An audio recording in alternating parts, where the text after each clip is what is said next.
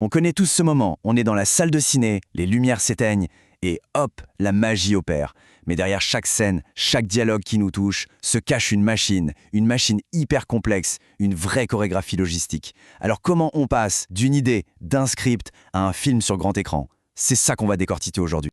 Alors au programme, on va jeter un œil à cette fameuse machine, puis on va plonger dans l'étape cruciale du plan, la pré-production.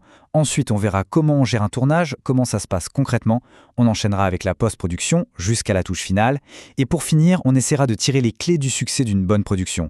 Allez, c'est parti. Ok, alors, la machine derrière la magie. C'est un bon titre, parce que c'est vraiment ça.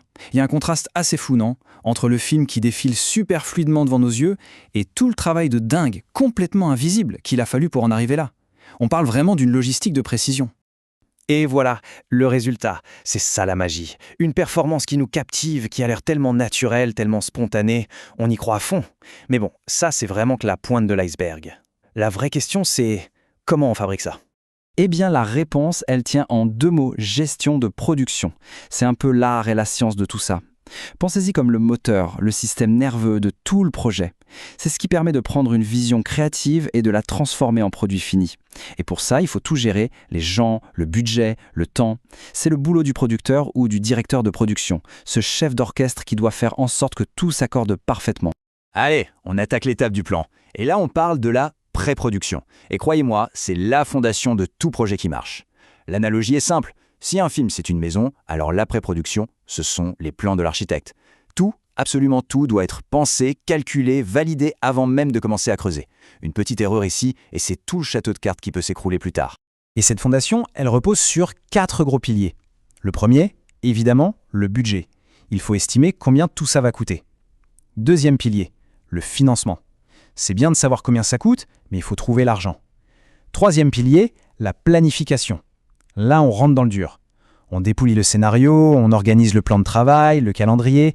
Et enfin, quatrième pilier qu'on oublie parfois, les assurances. C'est le filet de sécurité indispensable. Alors en France, on a une petite particularité, on ne fait pas un budget sur un coin de table, non. Il y a un standard, une bible, on pourrait dire, le devis CNC. C'est un document hyper structuré, imposé par le Centre national du cinéma, qui oblige les productions à être ultra rigoureuses et transparentes sur chaque euro dépensé.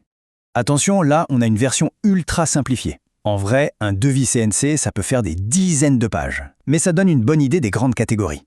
On a les droits artistiques, le scénario, la musique, le personnel, les salaires de tout le monde, du réal au technicien, les charges sociales, la post-production, donc tout ce qui se passe après le tournage, et bien sûr, les assurances dont on parlait juste avant.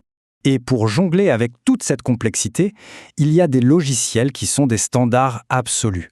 Il faut les voir comme les deux hémisphères du cerveau de la production. D'un côté, Movie Magic Budgeting, il s'occupe de l'argent. De l'autre, Movie Magic Scheduling, lui, il s'occupe du temps. L'un contrôle les finances, l'autre optimise le temps. Et les deux sont absolument indissociables. Parlons un peu des imprévus, parce qu'il y en a toujours. Une caméra qui lâche, un comédien qui se blesse, bref, la cata. C'est pour ça que les assurances, ce n'est pas une option, c'est une obligation. La responsabilité civile, c'est la base. La garantie du matériel, vu le prix d'une caméra, c'est logique. Et puis, il y a des garanties plus spécifiques, comme la garantie de bonne fin pour rassurer des investisseurs que le film ira bien jusqu'au bout, ou la garantie annulation si une star ne peut plus tourner. Bon, on a tout planifié, maintenant, place à l'action. On passe à la phase de tournage, la production à proprement parler, et là, c'est le moment de vérité. C'est là où tous les beaux plans qu'on a faits sur papier se confrontent à la dure réalité du terrain. C'est une véritable course contre la montre et contre le budget.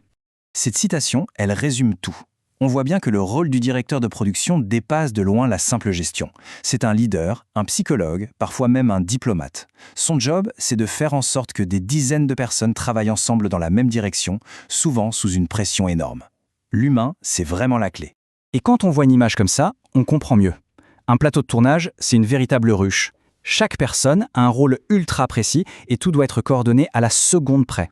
Le moindre grain de sable dans l'engrenage et c'est toute la journée de tournage qui peut être compromise. Tout repose sur cette synergie d'équipe. Le directeur de production, c'est donc vraiment le pivot central de cette ruche. C'est lui qui fait le lien entre tous les départements. C'est le pompier de service qui éteint les incendies dès qu'ils se déclarent. C'est le gardien du temple qui veille sur le planning et le budget. Et en même temps, c'est un stratège qui doit s'assurer que chaque ressource est utilisée au mieux. Un vrai couteau suisse. Ok, le tournage est dans la boîte. On pourrait croire que c'est fini, mais pas du tout. On entre maintenant dans la phase de post-production. C'est là qu'on va assembler toutes les pièces du puzzle. Et on va aussi aborder un aspect très spécifique au système français, un cadre légal et social qui a un impact énorme sur le secteur. La post-production, c'est un peu la deuxième naissance du film.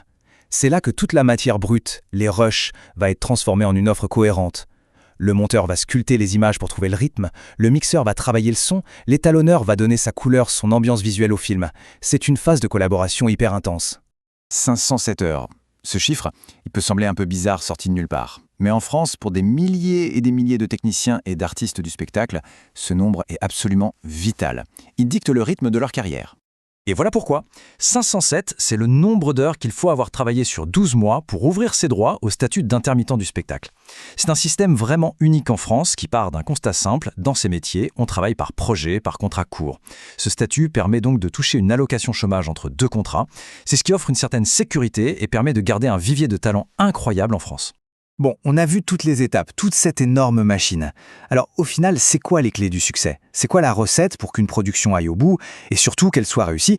Si on devait retenir l'essentiel, d'abord, la magie du cinéma, elle repose sur une logistique de fer. Ensuite, l'après-production, c'est vraiment l'étape la plus critique. Pour gérer tout ça, les outils logiciels spécialisés sont juste indispensables. Le succès, en fait, c'est un équilibre super subtil entre la créativité, le budget et la planification. Et enfin, pour que ça marche, il faut connaître les règles du jeu sur le bout des doigts. C'est tout ça le secret. Et on va finir avec une question.